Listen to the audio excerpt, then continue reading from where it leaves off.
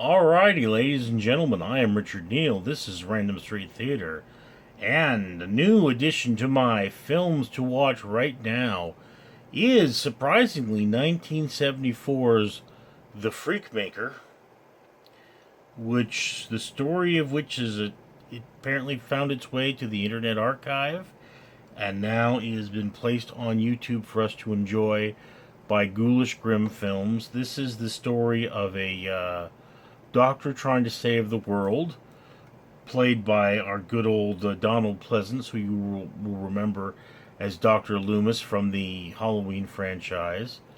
And he has this miraculous technology of combining species, mammals and plants, to be precise. And he is being helped out by a traveling oddity show populated by a tall, disfigured man and a huge number of little people. And they're out there, finding people for him to experiment on. And his goal, being a mad scientist, is to save the world from hunger by turning us all into plant monsters. Yes.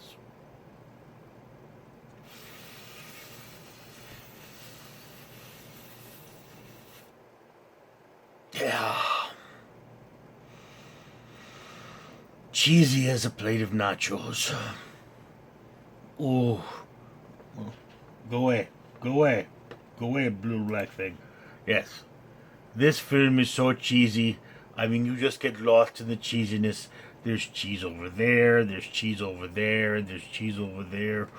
Oh, it's so cheesy. It's just eyeball cheese. Nachos for the eyeballs. Now look. To say that this, Dana, either get up here or stay down there.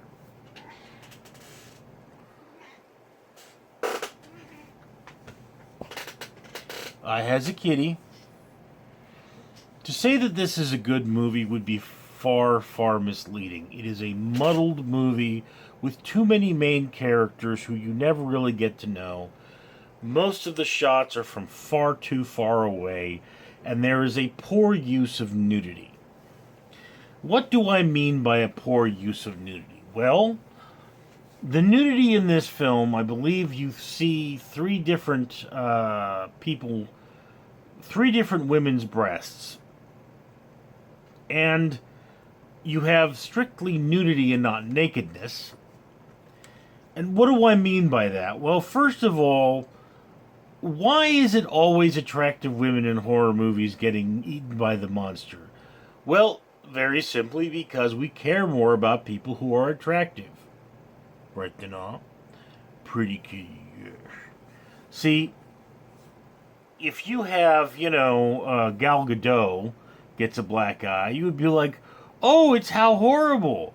If a guy who looks like me gets dismembered, on the other hand, you'd be like, it's going to take 20 people to carry him out of there. Look at that huge blob that got popped. See? It's funny when I get hurt. It's sad when pretty people get hurt. So yes, establishing that someone is pretty is good for your audience to get to know them and get to care about them. That's not the problem. The problem is, in all the scenes where they're naked, the nakedness doesn't mean anything. You show a girl showering, you need to show her showering with the monster looming in the background, and her being in danger. The best example of this, of course, is, there is actually a scene where there's a chick showering and then there's the monster, but you're not afraid for her in that scene. A great example of how to do it right is in Alien. At the end of Alien, of course, Ripley, for some unexplainable reason, strips down to her underwear, shows you her butt cleavage, and then there's the alien ready to take a bite out of that apple. That is nakedness. Exposure. Being vulnerable. In this thing, girl is placed on a table and her clothes are removed and there are the boobs. Which, appreciated.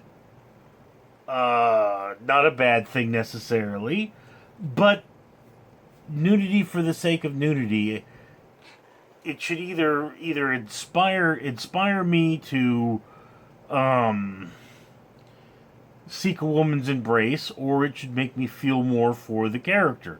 It just that's how nudity is. There is also sort of the funny rear end nudity, which normally that's male rear ends coming up there, but the funny rear end nudity is also a thing there.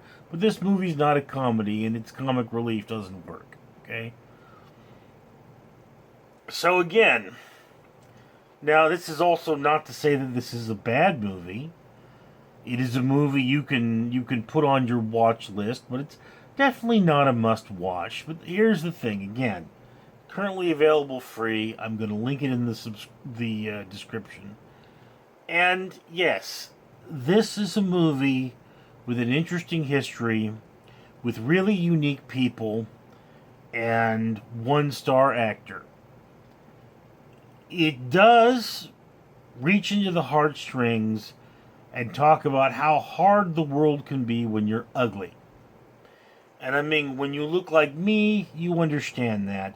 I'm sure all of my viewers are pretty people, and they don't look like me, and they've never been taunted about their physical appearance.